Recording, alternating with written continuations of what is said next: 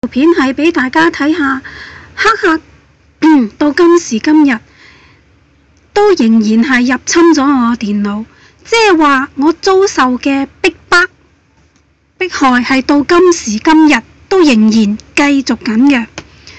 我哋而家去 D Drive 睇下。我本來呢一個 folder 呢，我從來唔會用呢啲咁樣嘅唔知似乜嘅嘢嚟到做 folder 名嘅。我呢啲資料都係俾人哋整到冇咗嘅。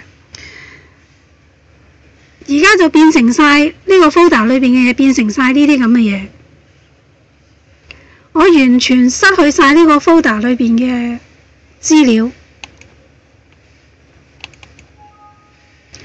呢一個呢，就話我冇得可以用，即係冇嗰個權限去睇添。呢個電腦係我㗎，我幾年前新買嘅。